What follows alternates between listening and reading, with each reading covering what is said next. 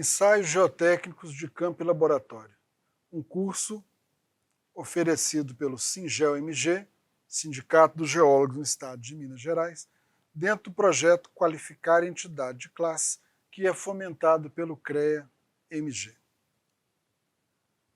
Falando no módulo 4 sobre os ensaios de campo, os ensaios in situ.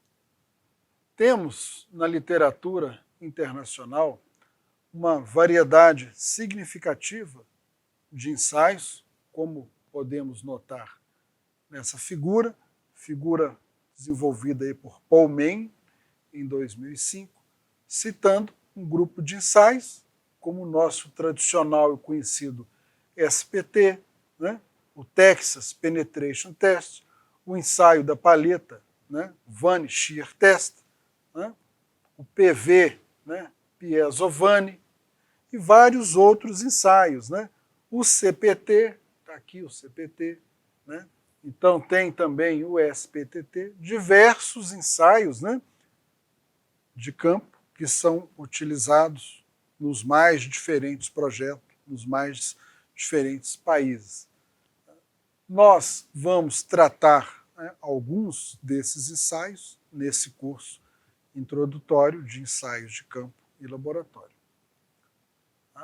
Vamos tratar então o ensaio DPL, DPM, DPH, né, e DPSH, que são os penetrômetros dinâmicos, o ensaio SPT, né, ensaios do cone CPT e o CPTU, o dilatômetro de Marquette, o ensaio, né, penetrométrico e o ensaio de Vanni Test, o ensaio da palheta. Então vão ser esses os ensaios que vamos abordar neste módulo 4. O ensaio, né, DPL, primeiro deles, né, que é o penetrômico dinâmico, Dynamic Probing Light, né, penetrômico dinâmico leve, desenvolvido então pelo engenheiro Thomas Nilsson, o qual consiste na cravação de um cone metálico de forma dinâmica, né. O objetivo desse ensaio é medir o número de golpes necessário para o avanço de 10 centímetros de um cone, né, de área 10 centímetros quadrados. Então observe, né, que é um ensaio simples, prático, fácil de ser realizado, que você pode, né, facilmente estar realizando, 1, 2 pessoas realizam esse ensaio, é um ensaio de baixo custo. Né? O processo de cravação consiste, né, em repetidos golpes do martelo, né, numa massa de 10 kg, numa altura aí de 50 centímetros. Em média, né, a gente vai usar aí 15 a 30 golpes por minuto.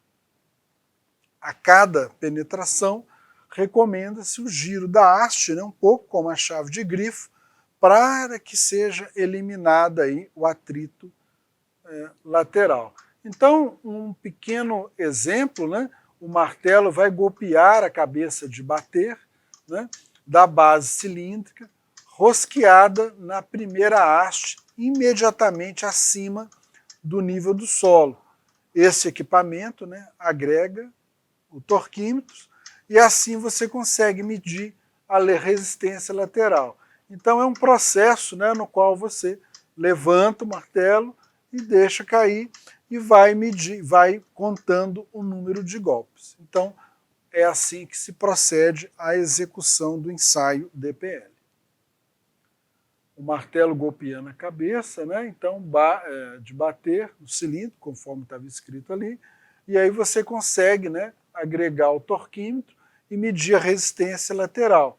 Então a gente tem a fórmula aqui mostrando, né, o torque máximo medido, a área lateral do cone, o ângulo de ápice do cone também, a área do cilindro e o raio da base. Então a grande maioria aqui dado, né, você vai medir aí o torque.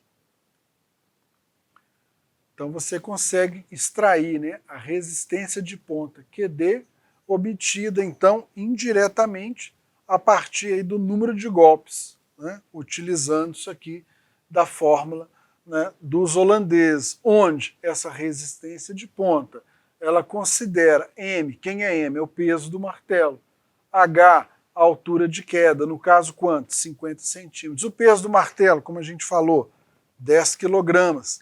Né? A e S. A é quem? A área da ponta do cone, né? Também é dado conhecido, 10 centímetros quadrados. Quem é S? É a penetração em centímetros, né, por número de golpes. Né? E aí você vai conseguir calcular o M', peso das hastes, né, dado por quem? I vezes B, I vezes V mais B. Quem que é o IV? É o número de hastes que você está usando, mais o peso da haste. Então você vai colocar aqui, número de hastes, usou 2 hastes, peso de cada haste é 3, 2 vezes 3, 6. E quem que é B? B é a cabeça de bater mais a haste guia, que é 6 quilos. Então com isso você consegue calcular a resistência de ponta. Um comparativo, né, entre os diferentes penetrômetros dinâmicos, onde nós temos o leve, o médio, o pesado e o super pesado. Observe que a variação, né, o peso do martelo, o peso ele aumenta, sai do leve de 10 kg, o médio 30, o pesado 50 e o super pesado 63,5. A altura de queda ela só varia no super pesado, passando para 75. Né? Cabeça de bater mais a haste, né? Ela aumenta do leve para o médio, né? E do pesado para o super pesado. Tá? E os outros demais, o peso da haste também, né? Ele aumenta. O comprimento, né? Das hastes de 1 a 2 metros. E o diâmetro, né, ele aumenta quando você sai do leve, que é um diâmetro menor, de 22, e aumenta de 32 até 35 no pesado e no super pesado. Então esse é um quadro comparativo mostrando, né, a diferença dos diferentes penetrômetros. Então o ângulo do cone, né, na mesma sequência, continuando o quadro comparativo. Né, a gente tem o ângulo do cone 90 graus para todos, diâmetro da base, ele aumenta à medida que você aumenta aqui, né, a carga. A área da base, ela também vai aumentar. Né, a altura, né, do cone sai de 35, chegando até 45, e o desgaste máximo do cone, o desgaste máximo tolerado, né, em cada cone. No leve é 3 milímetros, né, e no super pesado podendo chegar até 5 milímetros. O ensaio DPL ele pode ser usado, né, em compactação de aterros, pavimentações, torre de transmissão de energia e programas para moradias populares, onde você tem que realmente reduzir os custos e otimizar seus processos. É um ensaio bem fácil de usar, dinâmico, 1, 2 pessoas, leva equipamento aí num carro pequeno, numa picapezinha. Né? As nomenclaturas, então, do ensaio do penetrômetro dinâmico, né? Leve, penetrômetro dinâmico de Nilsson. Eu tenho o N10. O que é o N10? É o golpe necessário para a cravação da ponteira cônica. QD, como a gente viu, é a resistência da ponteira cônica a partir dos golpes da cravação.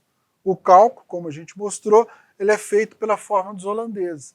E a área da ponteira tem uma projeção nominal horizontal. FS, né? FS é quem? É o atrito lateral, que é a resistência da lateral em sentido tangencial ao eixo das hastes, medido pelo giro, né, do torquímetro a cada metro da cravação. É o atrito entre a superfície da ponteira e o solo. Então observa que o ensaio simples ele pode te dar uma variedade muito grande, né, de informações. Então o senhor Antônio Geraldo ele trouxe esse ensaio aí, tem difundido e divulgado bastante esse ensaio nos últimos aí 4 anos, né, para toda a comunidade através de cursos, explicações, e tem surtido muito efeito. Vários profissionais têm começado a usar esse ensaio e obtido resultados significativos de seus projetos. Como a gente falou, ponteira cônica de 60 a 90 graus, diâmetro 35,7, né? o maior diâmetro que as hastes para garantir que os valores da resistência de ponta QD sejam unicamente determinados pela mesma. As hastes comprimento médio aí de comprimento de 1 metro, diâmetro 22 milímetros, serve para introduzir e conduzir, né, e retirar a ponteira do furo, além de transmitir energia para o cone, né, e girar a coluna. O uso do torquímetro, né, como a gente falou, ele permite, né, determinar o momento máximo obtido imediatamente antes da ligação ponteira-solo seja rompida pelo giro. Então você usa o torquímetro, né, para você tirar o torque máximo, que é utilizado como valor aproximado da resistência ao cisalhamento, SU. E a razão de atrito lateral e a resistência de ponta são usadas na classificação do solo pela tabela de Begman 95. Então aqui, né, no ensaio DPL, falando da tabela aqui de Begman, né, a gente tem a classificação do solo, a razão, né, a razão FS e QD, né, atrito lateral e resistência de ponta, você tem ela em porcentagem. Então, para valores mais altos, né, onde eu tenho resistência de atrito e atrito lateral e a resistência de ponta valores maiores do que 7, eu tenho uma turfa. Já para valores, né, intermediários, entre 2,2 e 3,2, eu já encontro uma areia silt argilosa. Para valores mais baixos, né, 1,2 a 1,6, uma areia fina a cascalho. Então observe aí mais uma vez, né, a quantidade de informações que um ensaio simples desse pode trazer. O ensaio DPM, dentro da mesma linha de penetrômicos dinâmicos, né, como a gente falou, o princípio, né, é o mesmo, a penetração dinâmica média, o princípio é o mesmo, porém o martelo é de 30 kg, a altura 50, aí a gente já mudou o peso aqui, a haste, guia mais o batente 18, o ápice do cone 90, a área da base 15, peso da haste 6, né? E o diâmetro da haste 32, o comprimento 1,2. Então a gente já passa a ter um equipamento um pouco mais robusto em comparação ao primeiro. Penetrômico dinâmico pesado, né? Observa que já muda, né, consideravelmente a estrutura do equipamento para a realização, né? O peso ele já aumenta, já vai aí para 50 quilos, né? A altura 50 centímetros, a haste guia mais o batente 18, igual ao anterior, né? A área da base 15 centímetros quadrados, a haste 6, diâmetro externo é 32 milímetros, lembra que o anterior, né, o leve era 22, comprimento da haste é o mesmo, 1 a 2 metros. Já o superpesado, então, a gente tem, né, ele se caracteriza por uma penetração dinâmica contínua de uma composição. Aí a gente já vê, ó, o peso do martelo é muito maior, 63,5. Aqui, se a gente for pensar, né, aumentou consideravelmente. Cai de uma altura de 75 centímetros sob o batente e a haste guia, né, de 30 kg. A uma velocidade de 30 golpes por minuto. As hastes são segmentadas de 20 em 20 centímetros. Né? O valor da contagem de golpes é calculado pelo número de golpes para cada metro no intervalo de 20 centímetros. Então você vai calcular aqui o N20. Observa que anteriormente era N10, você ia de 10, 10, 10, 10, 10. Agora aqui não, aqui é 20. Então 20, 20, 20. Como a gente falou, né, é um ensaio que já é mais robusto. Né, e ele se assemelha muito aqui ao SPT. Né, então ele exige mais energia, exige mais força, então ele já muda um pouco a dinâmica. Foi projetado, né, para ser mecanizado.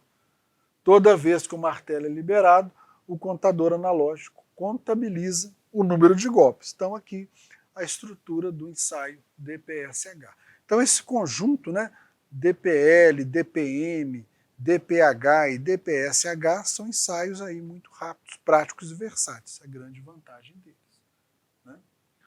O número de golpes, então, no ensaio DPSH fica registrado junto com o operador, que pode zerar o aparelho, né, para a sequência da operação. O disparo automático do gatilho do martelo na altura indicada, de 75 centímetros, né, tem que ser sempre respeitado, obviamente para você manter a cadência aí do ensaio. E essa ação independe do operador. Na que chegou na altura, né, o relézinho solta, automaticamente já desce aí o peso. As hastes dispensam marcações porque elas possuem ranhuras a cada 20 centímetros, facilitando aí a contagem do golpe a cada período. Então tudo vai de modo automático.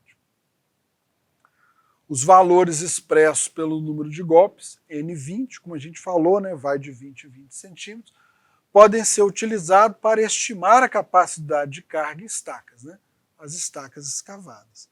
O ensaio DPSH, ele desloca e comprime o solo a cada golpe, agindo como se fosse uma estaca de deslocamento. Então ele bate, desloca o solo, bate, desloca. Então é isso que dá, desloca e comprime o solo. Vantagens, né, do ensaio DPSH mecanizado: é executado dentro de um furo de sondagem rotativa, elimina o erro na aferição do ensaio, diminuindo o risco de acidente de trabalho, né, e também facilita aí a retirada mecânica das hastes. Então, isso foi aí o ensaio, né, o conjunto de ensaios, DPL, DPS, né, DPM, DPH e DPSH. Vamos dar início, então, ao ensaio SPT. O ensaio SPT, né, foi desenvolvido aí pelo coronel engenheiro Charles Grow, né, por volta daí de 1900, para obtenção da amostra através do processo dinâmico de cravação, né, proprietária aí da Go Construction, né, em Boston. E isso entre 1902 e 1920, né, foi registrado o uso do amostrador para coleta de amostras contínuas a seco. Em 1950, houve a primeira tentativa de normatização, proposta então por James Persson, né, registrando o número de golpes para cada um dos 3 intervalos de 152 milímetros de penetração do amostrador. Já em 1963, né, ocorreu, então, a ideia, né, de expressar claramente a penetração N, que corresponderia ao número de golpes necessários para cravar o segundo e o terceiro intervalo de 152 milímetros. Atualmente, foca-se na questão, né, do estudo da energia efetiva que atinge o amostrador. Em 2001 surge a normatização da BNT, que é a NBR 6484, né, de 2001, a qual foi atualizada em 2020. Procedimento, então, né, a própria N4 6484, né, atualizando, que virou 6484/2020. Então você que vai realizar o ensaio SPT, fique muito atento em utilizar a nova norma, né, porque muitas das vezes você está trabalhando, eu sempre sei trabalhar com SPT e vai utilizar, mas você está usando ainda critérios antigos. Então, se atente para que a norma do SPT agora é a 6484/2020. A gente vai ver aqui, né, alguns pontos interessantes, principalmente aí no critério de parada, que mudou consideravelmente aqui nessa norma. Ainda, né, em 49 houve o desenvolvimento do amostrador, e aí a primeira sistematização, onde você teve o diâmetro do amostrador, o peso do martelo normatizado, a altura de queda e a fórmula de cálculo do índice de resistência. O conjunto, né, o conjunto em si, então, nós temos a torre, né, corda têxtil, hastes, o revestimento, o trado concha, né, amostrador, trépano, Perfeito? Ó, o martelo, haste guia, todo um conjunto para a realização aí desse ensaio.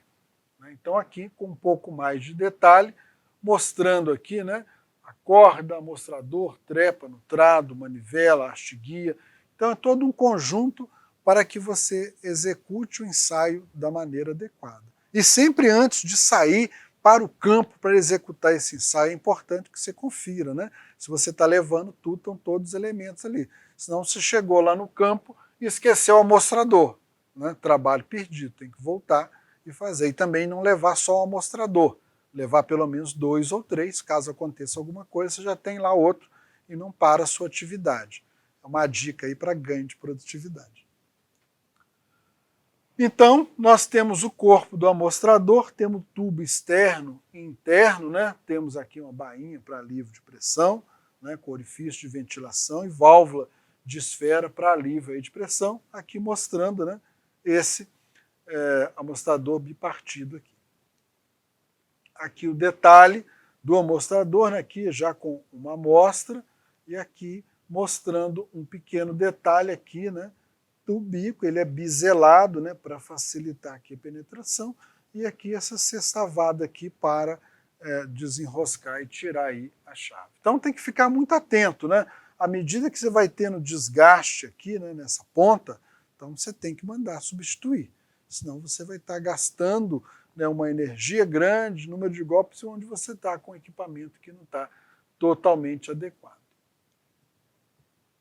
O ensaio SPT, né, por não ser contínuo em todo o método perfurado, ele é dividido em 3 estágios, né?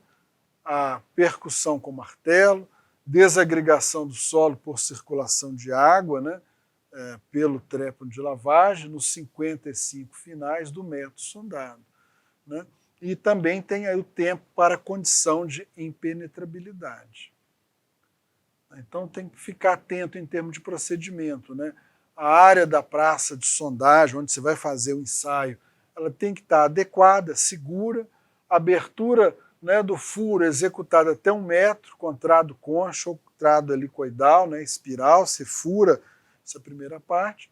O ensaio vai ser executado, né, metro a metro, a partir do 1º metro. Então, fundo, né, você furou o fundo, tem que estar limpo, sem material solto. Caso as paredes do furo sejam, né, instáveis, você tem que usar um revestimento, né, posicionar 10 centímetros acima do fundo do furo ou da cota do ensaio. O ensaio consiste, então, na penetração do amostrador padrão do solo através do impacto do martelo, né, de cravação com 65 kg-força, caindo de uma altura de 75 centímetros. Aqui tem uma figurinha, né, que vai relatar isso bem. Então você faz o seu pré-furo, igual a gente acabou de falar, desceu ele aqui, insere aqui, né, o conjunto da haste com o martelo, ok? E você vai ter o peso aqui, o martelo de 65, caindo repetidamente da altura de 75. Aí você vai contar o número de golpes necessários para a cravação de cada 15 centímetros desse. Então, você conta aqui o número de golpes para o primeiro 15, conta o número de golpes para o segundo 15 e conta o número de golpes para o terceiro incremento. E quem é o número SPT? Quem é o NSPT? O NSPT é o número total de golpes para a penetração dos 30 centímetros finais do amostrador. Então é isso, né? Esse é o NSPT. Tá? Os primeiros 15 centímetros são descartados justamente para evitar, né, qualquer tipo de ruído ou até mesmo influência dessa parte, quando é feito lavagem, algum tipo de material que eventualmente possa considerar ali. Por isso que considera apenas os 30 centímetros finais. Aqui é um exemplo, né, de um boletim geral de sondagem, são vários boletins, cada empresa tem o seu boletim e a sua maneira de fazer, ou cada empresa demandante, né, que tem na sua especificação técnica, vai querer lá um tipo de boletim. Mas, de um modo geral, esse é um aspecto geral do boletim, onde você tem diferentes campos, desde a parte de identificação, né, com todas as informações. Vamos ver aqui um detalhe, né?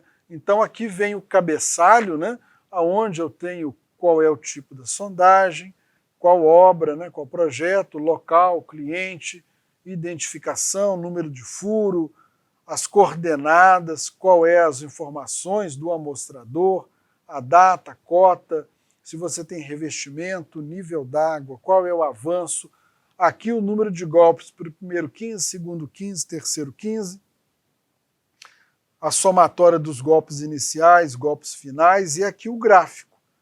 Nesse exemplo específico, mais uma vez, né, temos diferentes modelos, diferentes empresas. Aqui é apenas um exemplo que nós estamos deixando.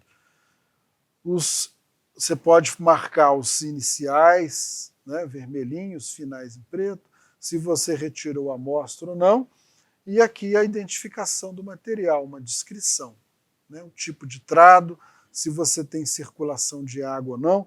Um ponto importante, né, que eu falei, vou refrisar, a marcação do nível d'água também é muito importante. Aqui uma segunda parte, né, mostrando o desenvolvimento, aqui a cota, né, se tem revestimento, nível d'água, né, todas as informações detalhadas aqui. Aqui as anotações, né, do número de golpes. Aí temos que ficar muito atento, você tem que anotar exatamente o que deu. Eu dei, uma que eu dei o segundo golpe, foi para 16, então você vai pôr 2/16. Deu 4 golpes, chegou em 17, ou chegou, né, em 20, você vai anotar exatamente o que deu ali. Tá? Não necessariamente tudo vai dar 15, tá bom? Então, com base nisso, você vai somar. Nesse exemplo aqui, os 2 iniciais. Você vai vir e vai marcar aqui. Os 2 finais, vem e marca. E assim por diante, você vai construindo aqui o seu gráfico, né? Aqui a descrição, aqui se foi retirada a amostra ou não. Né? Então, você consegue fazer toda a sua marcação. E aqui, né, a parte final, né, do gráfico, onde você também, de toda maneira, continua fazendo as marcações, né, aqui vem a descrição, né, que vai sendo feita, e por último, o critério de parada. Então, esse é um boletim de sondagem, né, SPT. Os pontos importantes no boletim que a gente tem que deixar, qual a profundidade do nível d'água, né, então você vai ter que marcar essa informação, porque isso é extremamente importante.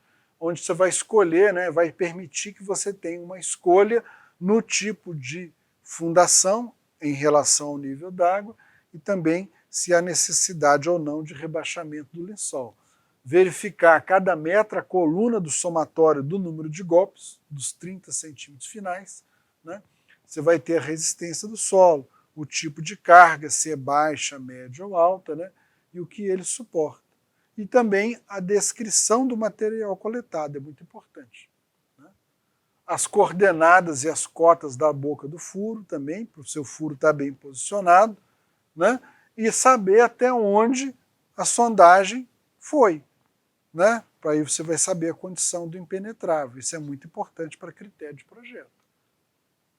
Aqui mais um tipo de boletim, né? Então observe que ele é um pouquinho diferente daquele que a gente mostrou anteriormente, né? A descrição está aqui, né? Aqui tá, o gráfico já está para cá, ele só marca os 30 iniciais e os 30 finais, né? Então é 15, 15, 15, soma o 15 primeiro com o 15 segundo, vai dar os 30.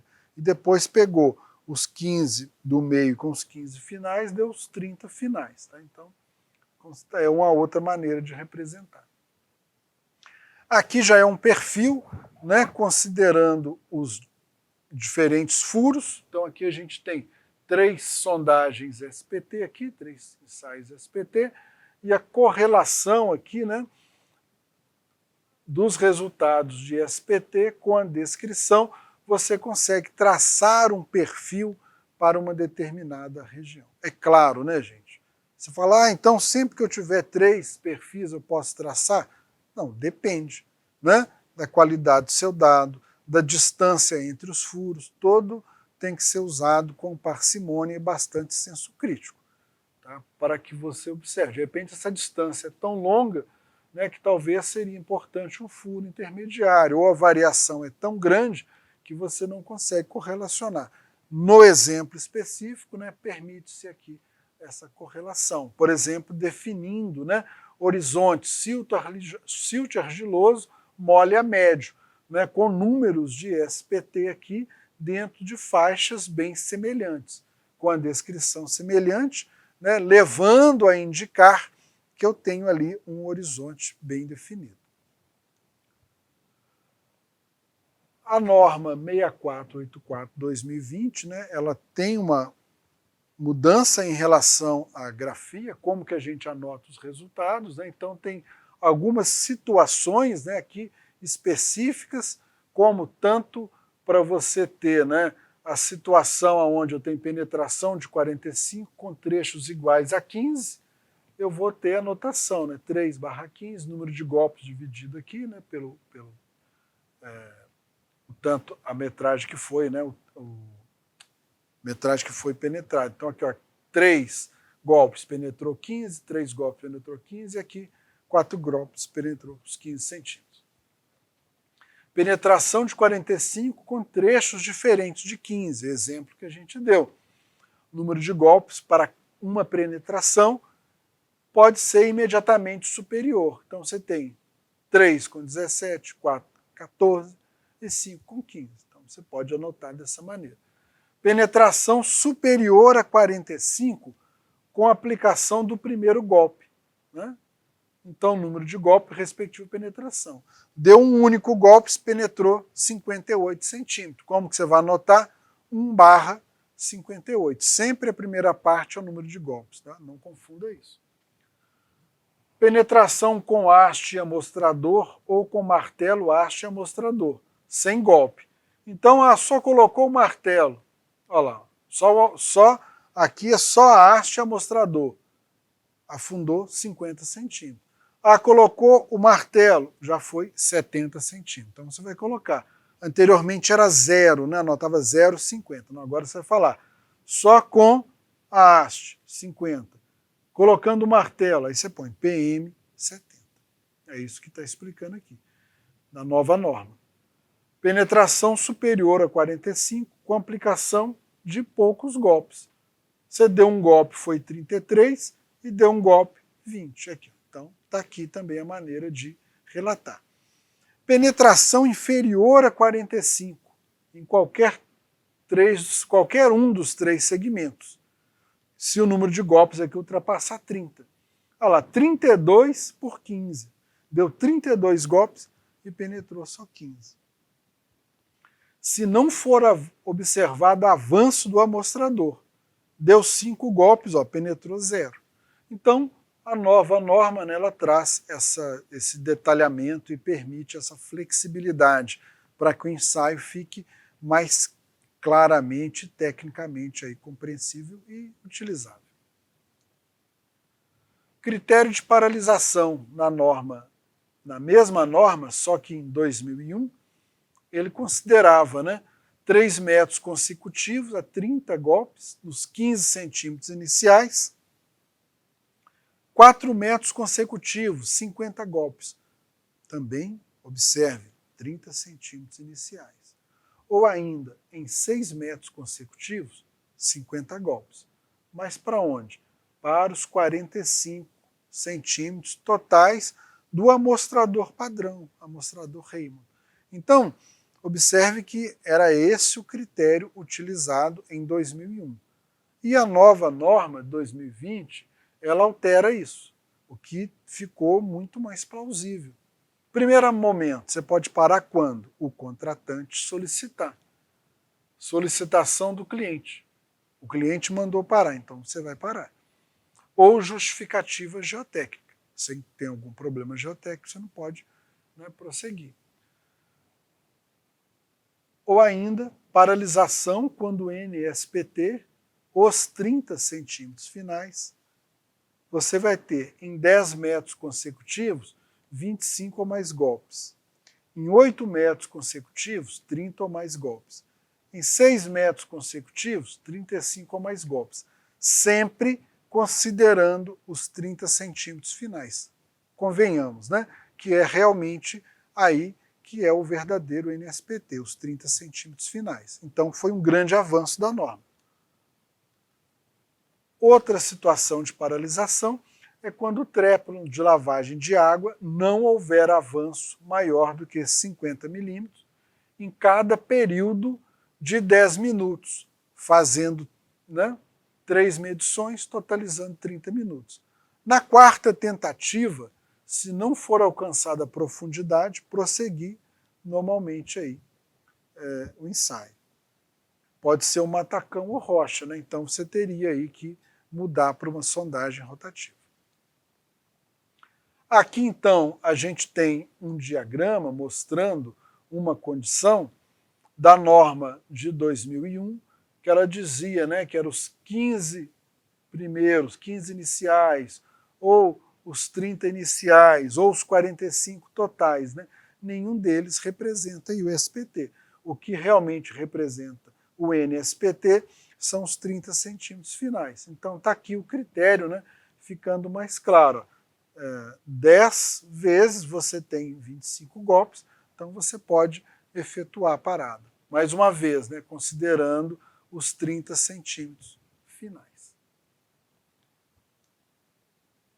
Por que é importante a gente, né, ter controle na sondagem SPT? Né? Quais são as fontes de erro, né, as fontes de erro da SPT? Erro na contagem de golpes, altura incorreta e levantamento de queda do martelo. A haste guia pode estar empenada ou desgastada. O peso do martelo, né, com desgaste, o uso da cabeça de bater o coxim. Então observem que essa quantidade de detalhes, né, eles podem interferir significativamente no seu ensaio. Além disso, né, o atrito das hastes provoca desgaste, o mau estado da sapata cortante, desgaste na rodana e erro na cravação. Então todos esses detalhes, né, podem dificultar aí a qualidade do seu ensaio. Então tem que ter bastante atenção em relação a isso. Como interpretar o boletim de sondagem, né? Primeira parte a gente falou, contém informação sobre a resistência e penetração, verificar metro a metro a coluna do somatório dos números de golpes. A segunda parte, os resultados, como a gente falou, né? Onde que está o nível d'água, qual é a estratigrafia das camadas, o perfil geológico, as cotas estão ok, como que está o impenetrável, né? Se foi por lavagem ou não, se houve deslocamento do furo e se tem um croquis. Tudo isso é informação que te ajuda a interpretar o resultado do seu ensaio. Aqui é um resumo, né, do que a gente viu, mostrando aqui, né, a realização do ensaio, primeiro método, os 45 e assim por diante. Aqui mostrando o avanço, né, o boletim, você sempre tirar, né, uma amostra, identificar bem as amostras.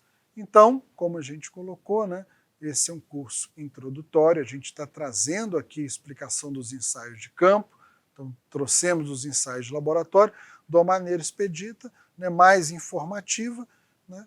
Então, para mais detalhes, teremos aí um curso avançado, né, a ser posteriormente apresentado. Falando então do ensaio SPTT, né, é o ensaio SPT com torque. A sondagem é executada, né, com o propósito de obter resistência à penetração e depois disso acopla-se o torquímetro, está aqui um exemplo do torquímetro, né, e inicia-se a rotação do haste, onde o observado está anotando o seu valor lido. Então você vai usar aí a determinação do torque. Né.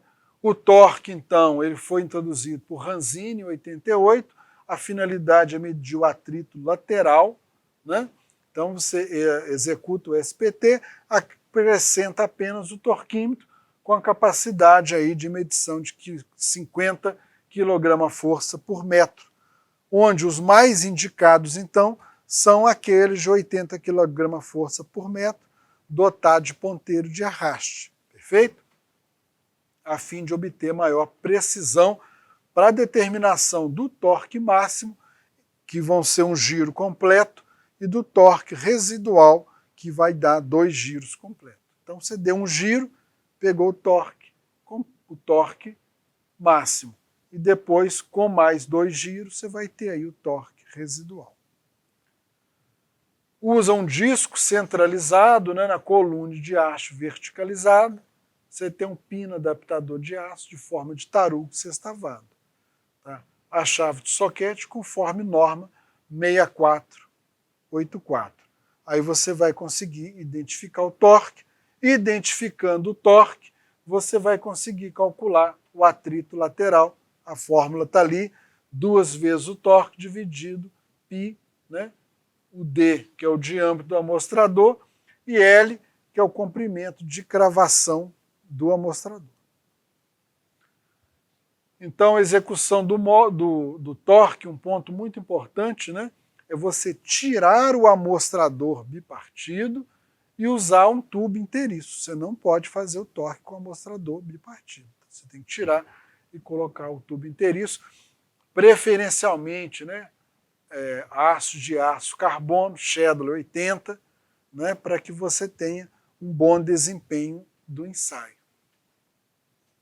na determinação do torque, obviamente permitindo que você tenha aí, né, o cálculo do atrito lateral. O torque máximo, como a gente falou, né, é necessária a rotação do amostrador com tubo interno maciço, e o torque residual calcula-se o atrito lateral. Fatores que vão influenciar no SPTT, vai ter o estado de conservação das hastes e do amostrador, né, também do tubo interno, o disco centralizado direitinho, para ele estar em boas condições, a velocidade de rotação, o torquímetro sempre na posição horizontal, lembrar de zerar o torquímetro também. Então, são pontos importantes aí para ter um ensaio SPTT bem realizado. O SPT mecanizado, né, nada mais é que a gente tenha, né, esse mesmo SPT sendo utilizado aí de uma maneira mecanizada, automatizada. Tá bom? Então, essa sonda, né, ela permite que você tenha aqui ela sendo toda montada, bem protegida, com seus comandos aqui, né? Você tem um tubo helicoidal oco, ele serve como revestimento durante a etapa de percussão.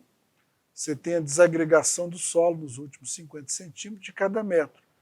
Não ocorre mais por meio de circulação de água, mas sim, né, pelo avanço desse tubo helicoidal oco, que expulsa o solo nesse intervalo. A execução dos golpes, né, ela ocorre de maneira automática. Né? Cada golpe, né, sendo que a frequência dos golpes pode ser alterada, né, no espaço aí de 1 a 3 segundos entre os golpes, dependendo da dureza do solo. Então você pode dimensionar, se quer 1 segundo, 2, 3.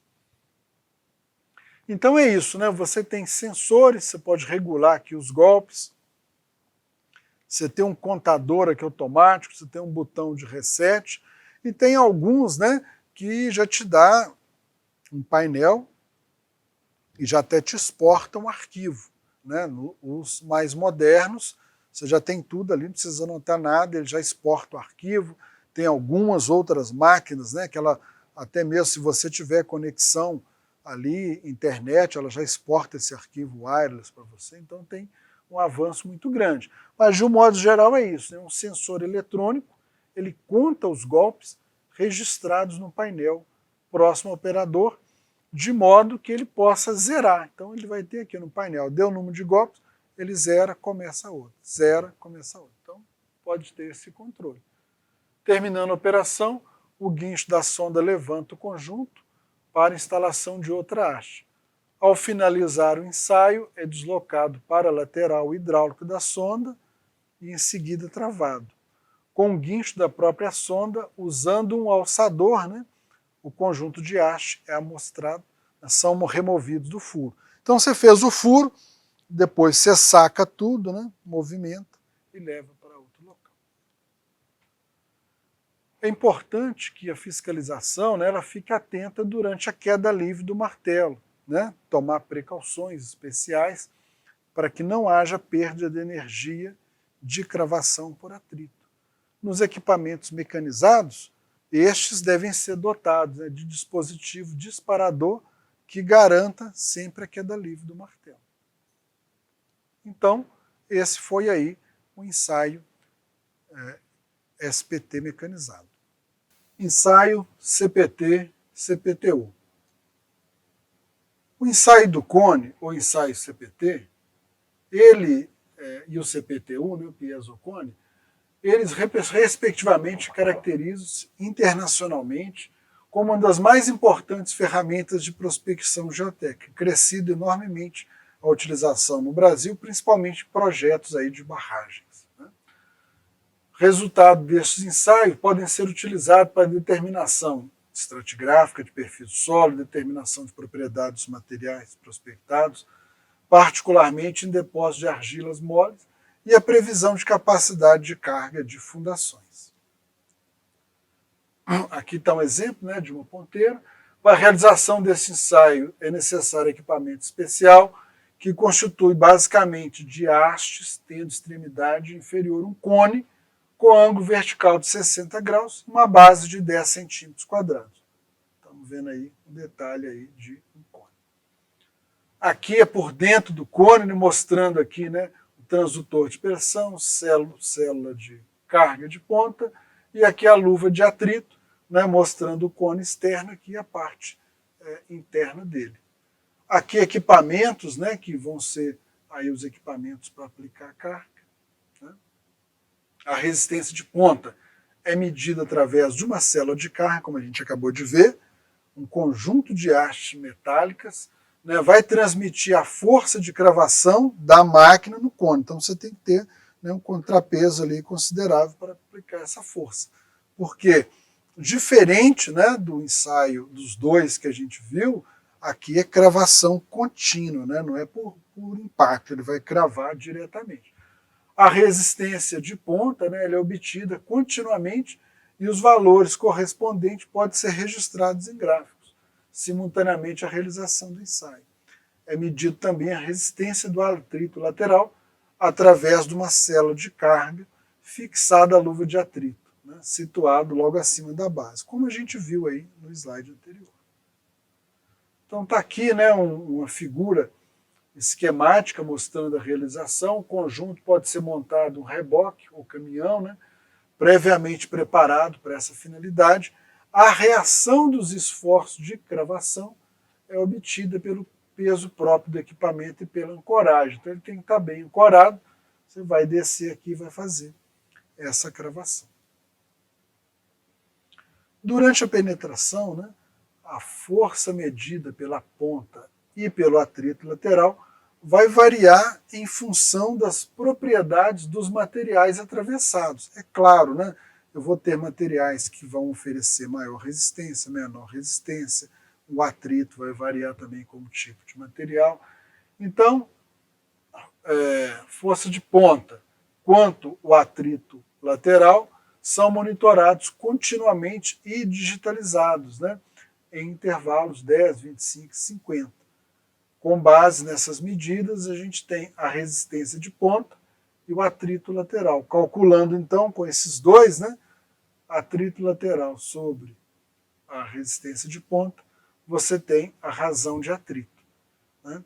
O conhecimento, então, da resistência à penetração da ponta do cone, QC, e da, né, relação de atrito, permite a determinação do tipo de solo, através aí do ábaco de Robertson. Robertson fez o quê?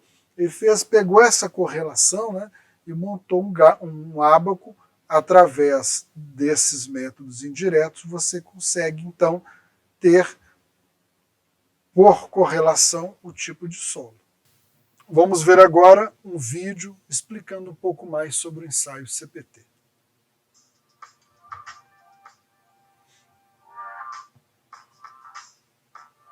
A cravação do cone, sistema de reação, cravação contínua, 2 centímetros por segundo.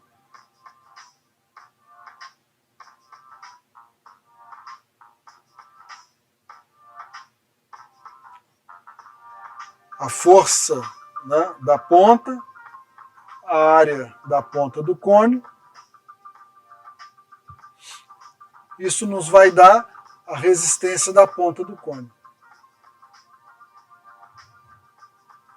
O atrito lateral com a área da luva lateral, nos dando então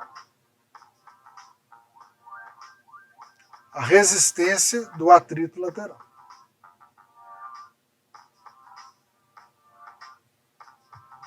E a razão de atrito vai ser a relação entre a resistência do atrito lateral e a resistência de ponta.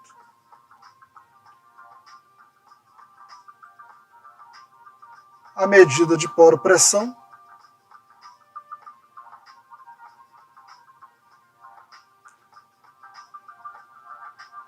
Então, as leituras que podem ser medidas durante o ensaio. Resistência de ponta, razão de atrito e poro-pressão. Aqui, então, a gente tem a variação, à medida que muda o tipo de material, a resposta de cada um deles. Como a gente falou, né, isso pode ser observado no ábaco de Robertson, onde a gente tem situações onde eu tenho uma alta resistência de ponta e uma baixa razão de atrito, eu tenho um material arenoso. E numa outra condição, onde eu tenho uma razão de atrito alta e uma resistência de ponta baixa, eu tenho um solo argiloso. E também nos solos argilosos eu posso ter aqui a leitura de poro-pressão. E aqui um exemplo, né, dos diferentes resultados que nós podemos encontrar nesse ensaio, né? Quer seja aqui, né, na resistência de ponta, no atrito lateral e na medição aí da poro-pressão. Tá? Isso aí é um datasheet saindo de um ensaio. Então a gente consegue observar, né, nesse vídeo, bem rapidamente, as diferentes maneiras, né, de observar os resultados desse ensaio. Mais com detalhe aqui, né, o ábaco de Robertson, onde a gente tem, né, essa variação, né, em relação à resistência de ponta e o atrito lateral e o tipo de material, né, onde você consegue fazer, através dessa correlação, obter resultados aí, né, de identificação do tipo de material. As principais vantagens, então, né? Você consegue ter característica do solo obtido por correlação, ensaio que minimiza as perturbações do solo, né? Então ele vai ser cravado, está ali o seu cone, você vai cravar o cone ali, não precisa de impacto, diminui as tensões, choques e vibrações, representa melhor o comportamento, né, das estacas de fundação, ele independe do operador, porque a cravação dele ela é contínua, tem uma alta precisão e confiabilidade no resultado e tem aí rapidez na execução e agilidade dos resultados. Desvantagem, né? Não coleta amostras para inspeção visual. Você vai identificar se areia, argila ou outro material, né, a correlação desse material, através, né, da correlação do ábaco, igual a gente acabou de ver no vídeo. Dificuldade de transportar equipamentos, né, para regiões de difícil acesso. Ele não consegue penetrar em camadas muito densas, né, ou com a presença de pedregulhos e matacões. E o custo ele é extremamente mais alto do que o ensaio aí SPT. Os resultados obtidos, né, com o CPT: estratigrafia, perfil geotécnico, coeficiente de densamento, densidade relativa, né, resistência não drenada, ângulo de atrito, histórico de tensões e coeficiente aí de permeabilidade. Então é um ensaio muito rico que te permite, né, uma quantidade grande de informações. Aqui é um exemplo de uma comparação entre o SPT e o CPT, como a gente diz, acabou de ver, né? O SPT ele vai nos trazer o número de golpes dos 30 centímetros finais, e aqui está mostrando a resistência de ponta, né, do ensaio CPT, a correlação dela, né, com o ensaio SPT.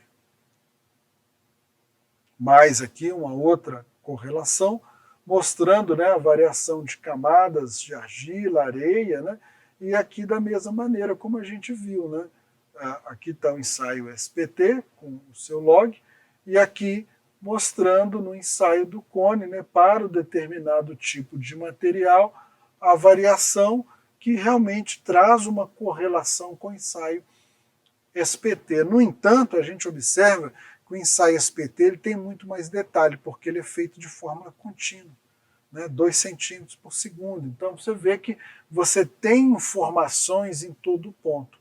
Como a gente viu, né, o ensaio SPT ele é realizado metro a metro. Então aqui não, aqui é continuamente você vai tendo informações. Então você tem muito mais informações no ensaio CPT, né, além da possibilidade, né, de você ter a medida de poro-pressão, né, no caso aí do peso.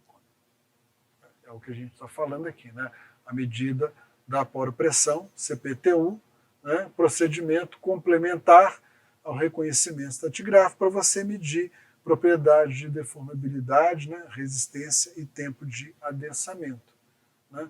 A penetração do cone, então, no solo, ela, como a gente falou, através de cravação contínua, né? Haste de 1 metro, velocidade 2 centímetros por segundo, você vai ter, né, como a gente viu, resistência de ponta, atrito lateral e a medida da poro-pressão. Né? A medida, então, para você fazer o ensaio da dissipação, né, você tem a cravação do cone, ela é interrompida na posição que você deseja e é medido o tempo, né, necessário para dissipar 50% da pressão registrada. Né? Você vai monitorar esse tempo ali que gasta para dissipar 50% da pressão máxima. Essa informação é útil para estimar o tempo de recalque que o solo poderá sofrer quando submetido à carga. Então você consegue medir isso aí. O ensaio ocorre rapidamente em areias e solos permeáveis, mas em argilas plásticas, né, você vai gastar um tempo muito maior para a execução desse ensaio de dissipação. A poro-pressão gerada durante a cravação, né, atuará na parte superior da ponta do cone e na parte inferior da luva de atrito. Esse efeito é conhecido como efeito das áreas desiguais, influenciando aí o resultado aí de QT. Né? E esse efeito é expresso pela equação, né? A resistência mobilizada no ensaio, né? A resistência de ponta, 1 menos, né, o fator de correlação relativa à padronização do ensaio, vezes aí a poro-pressão. Então você consegue corrigir esse efeito aí da resistência mobilizada no ensaio, utilizando esse fator aí de correlação, efeito das áreas desiguais. Bom, então esse foi aí o ensaio CPT que a gente viu. Vamos falar um pouco sobre o dilatômetro de Marquette, né? O ensaio DMT. Ensaio DMT, o dilatômetro de Marquette, foi desenvolvido para medir a tensão in situ e o módulo de deformabilidade do solo. Então está aqui, né, um exemplo do equipamento.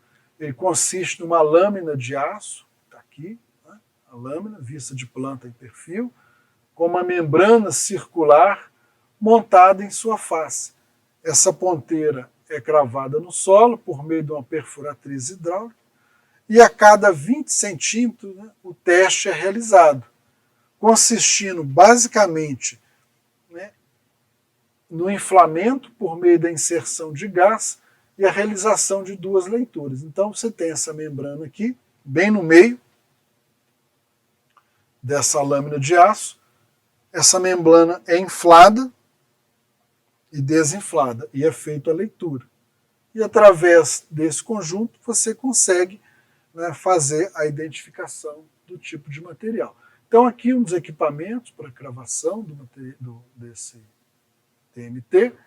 Primeira leitura, quando a membrana vence a pressão do solo, né, uma vez corrigida, fornece a medida P0.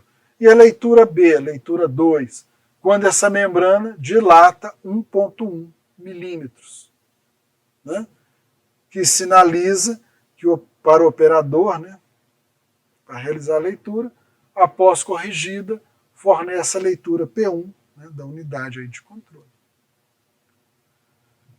Essa unidade fornece corrente elétrica, pressão de gás por um cabo pneumático, né, pela lâmina de aço, a lâmina rebaixada, acomoda no disco e gera aí essa leitura. Né. O disco ativa o sinal sonoro, faz a primeira leitura e depois você tem um espaçamento, né, na distância de 0,05 milímetros. A segunda condição de sinal desligado, não há contato e o circuito é interrompido. Né?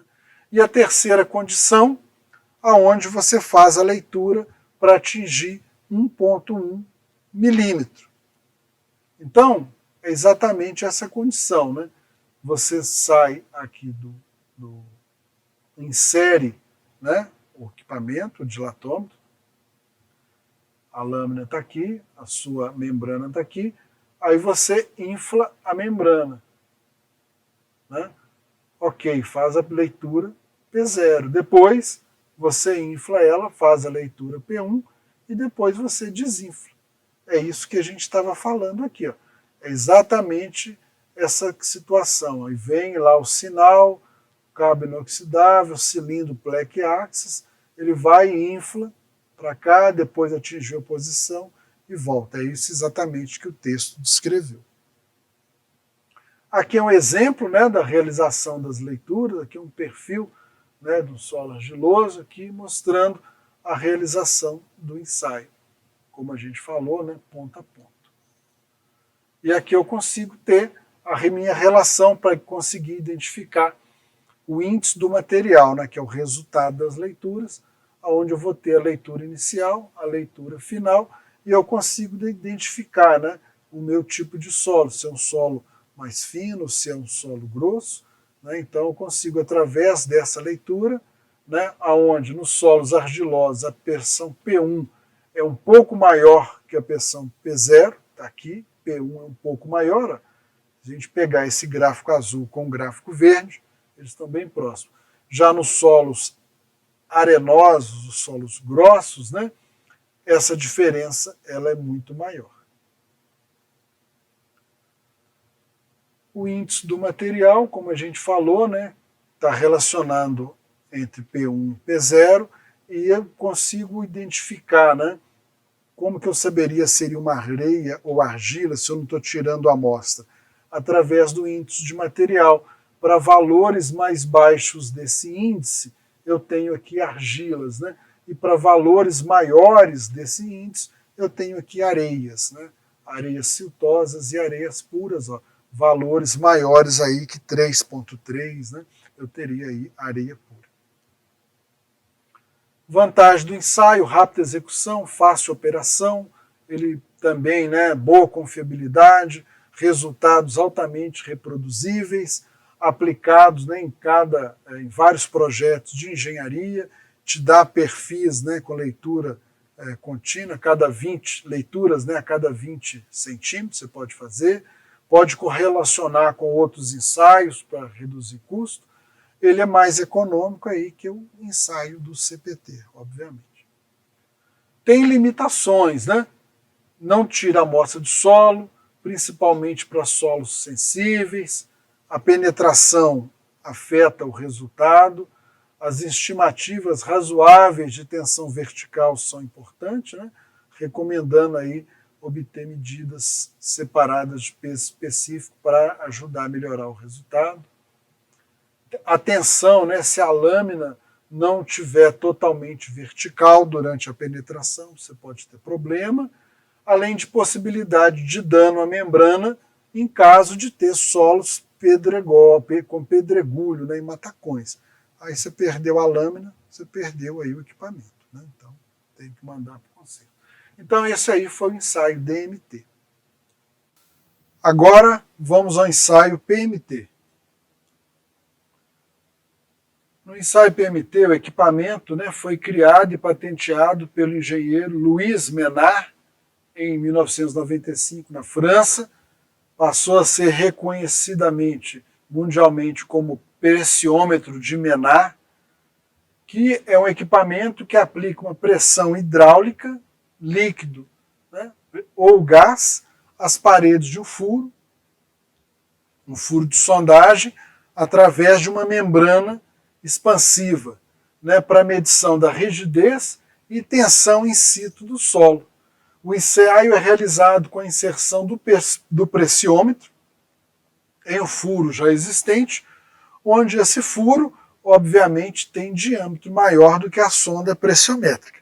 Você faz um furo um pouco maior que a sonda pressiométrica, desce a sonda pressiométrica na posição que você quer e realiza ali o ensaio PMT. Com a introdução do pressiômetro, diâmetro aí, né, de 73 milímetros, comprimento de 440 milímetros, né, fica abaixo aí do revestimento. Ao atingir a cota do ensaio, aplica-se a pressão radial uniforme contra o solo, por meio da inserção de água e nitrogênio. Então você tem pressão, né, expansão de volume, são registradas nas caixas de controle, obtendo deste modo a reação, tensão, deformação da camada prospectada. Então desceu na camada que você quer, inflou e faz a medição ali da pressão e expansão, que correlaciona, vai te dar a tensão, deformação.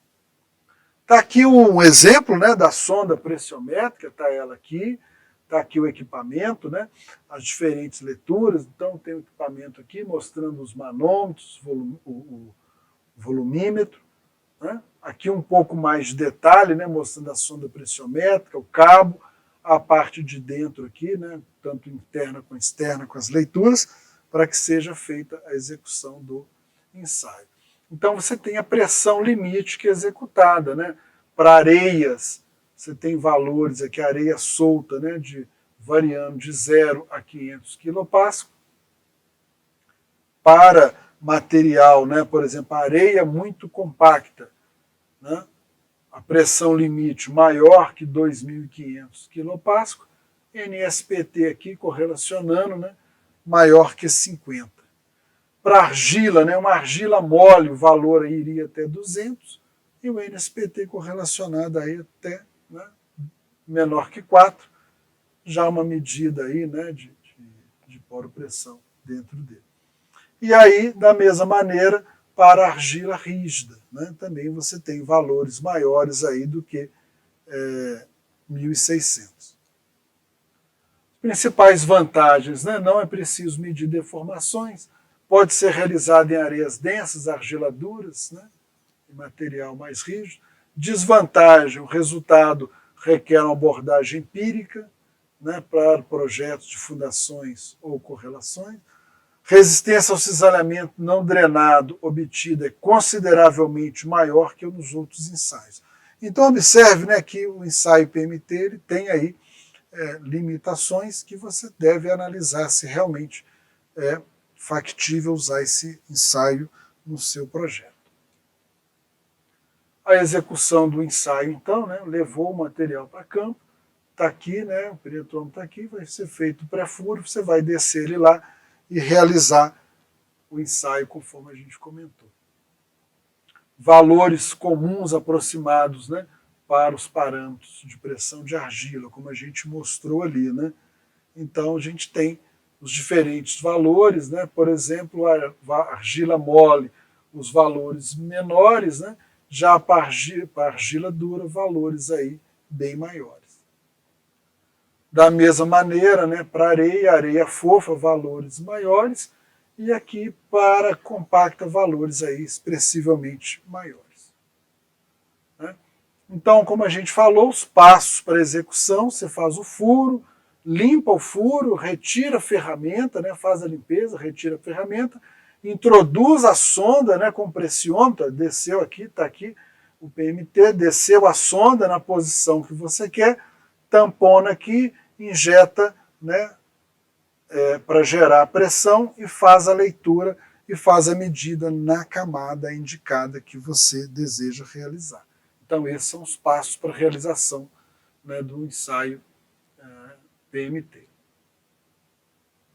Então nesse ensaio, né, é o único que permite medir a deformação e a resistência limite, né? Então à medida que você realiza esse ensaio, vai mudando aí a pressão, você vai ter, né, nessa parte linear aqui a medição do módulo, né, de Menard. o módulo pressiométrico é determinado com base na inclinação do trecho linear da curva, que é o módulo linear. Então, no trecho que ele está linear ali, é o que você vai ter um módulo linear. E qual vai ser a pressão limite? A pressão limite é determinada quando a cavidade expandida atinge o dobro do volume da sonda. Então, 2 vezes o volume original da cavidade, você vai ter aqui, né, a sua pressão limite, seria aqui, né, nesse caso, 1,55. Esse foi, então, o ensaio PMT. Vamos aqui falar no ensaio Vanitest, ou ensaio da palheta. Né? É um ensaio principalmente usado em argila mole. A gente consegue ler a resistência ao cisalhamento, né, onde é utilizado esse ensaio da palheta. Está aqui o exemplo, né, da palheta, aqui uns exemplos da palheta. Esse ensaio, então, né, ele foi introduzido no Brasil em 1949 aí, pelo IPT. Né? Ele permite caracterizar a resistência não drenada de argila mole e muito mole. Né? Então, a execução de projetos em solo mole era evitado, já que você não tinha muito parâmetro. Então, com o advento aí do ensaio da palheta, nos permitiu, né, ter mais condições de trabalhar nesse tipo de solo. É um ensaio muito atraente, fácil, né, fácil de realizar, você tem a velocidade de rotação da palheta. Então, por esse motivo, né, a palheta é tido no meio técnico como ensaio de referência e tem sido utilizado largamente como calibrador de outros ensaios, como, por exemplo, o piezocone. Bom, então tem que ficar muito atento, né? O sistema deve estar calibrado para que tenha confiabilidade, deve tomar muito cuidado para não alongar o solo, né? Utilizado principalmente em solos mole ou muito mole, solos com um pouco mais de resistência ou com uma camada resistente a ser ultrapassada, né? Então, tem que ficar atento em utilizar o piezocone, né, ou o dilatômetro de Marquette. Tá bom? Nesses ensaios, o valor da resistência não drenada é obtido a partir aí de correlações empíricas. Né? A condição não drenada, né, no ensaio aí da palheta depende aí da velocidade de rotação da palheta utilizada na sua execução, onde possui um padrão determinado pelas normas gerais. A velocidade para o ensaio da palheta, né, é 6 graus por minuto. Né?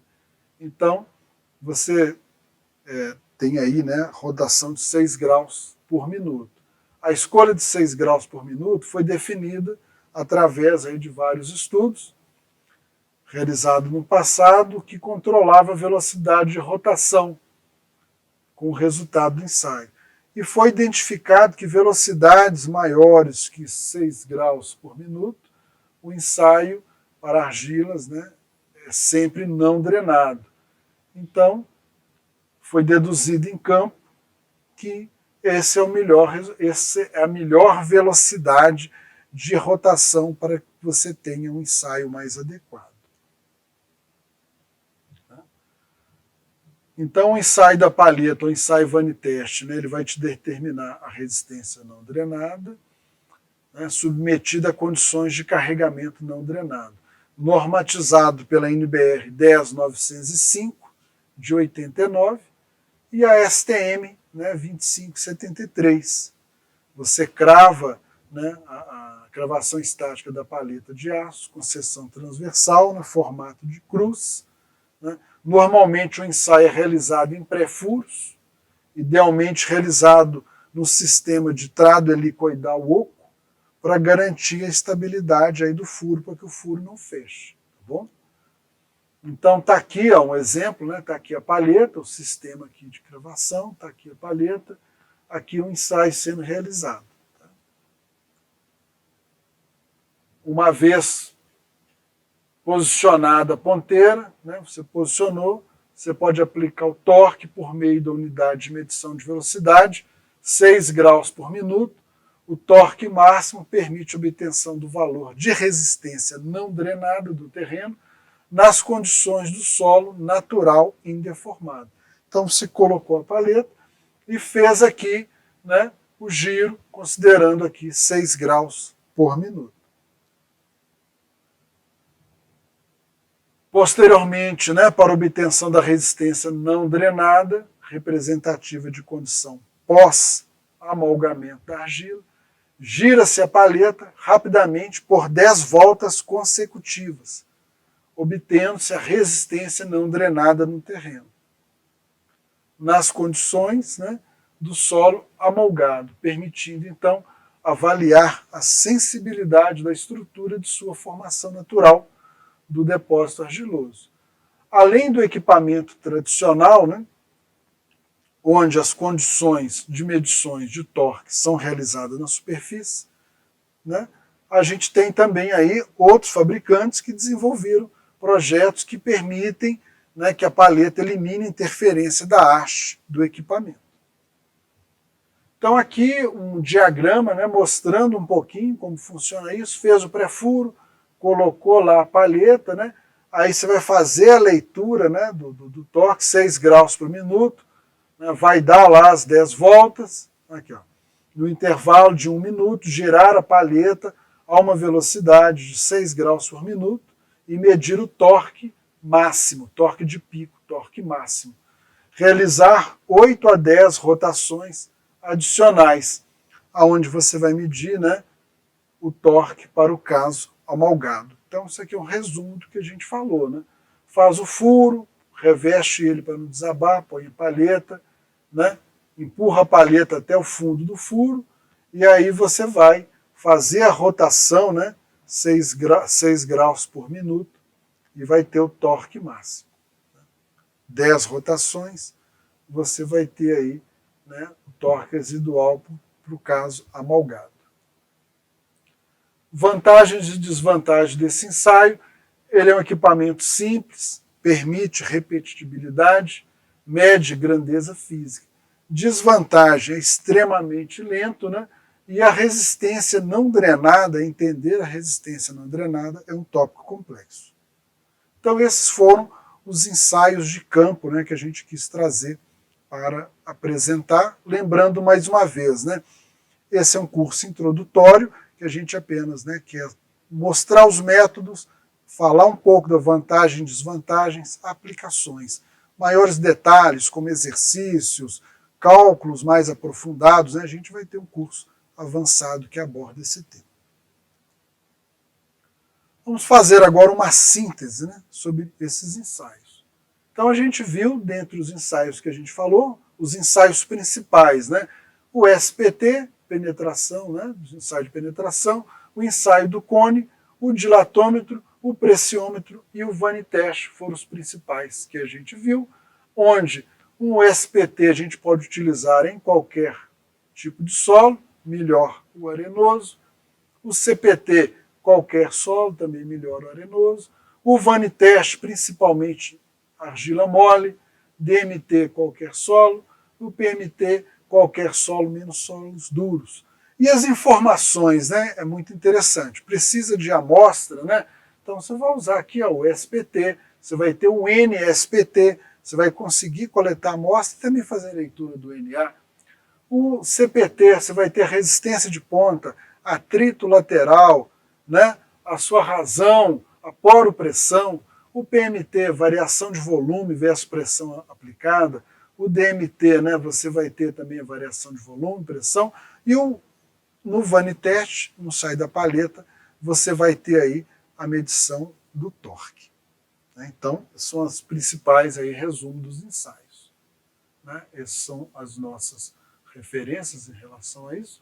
E o módulo, né, como resumo desse módulo 4, nós temos então, falamos, né, dos ensaios DPL, DPM, DPH e DPSH, falamos dos ensaios SPT e SPTT, falamos dos ensaios CPT e CPTU e falamos também dos ensaios, né, do pressiômetro, o DMT, o dilatômetro e o ensaio vaniteste, ensaio da paletas, e falamos brevemente aqui sobre a síntese dos ensaios, a aplicação deles, né, e os parâmetros de cada um. Então, este aí foi o nosso módulo 4. Então, aqui os nossos contatos, né? Caso de dúvida ou necessidade de algum esclarecimento, nos colocamos à disposição. O nosso muito obrigado a você que passou por essa jornada, nos acompanhando ao longo desse curso introdutório sobre ensaios de campo e laboratório. Nosso muito obrigado. Ensaios geotécnicos de campo e laboratório, um curso oferecido pelo SINGEL-MG, Sindicato do Geólogo do Estado de Minas Gerais, dentro do projeto Qualificar Entidade de Classe, com fomento do CREA-MG.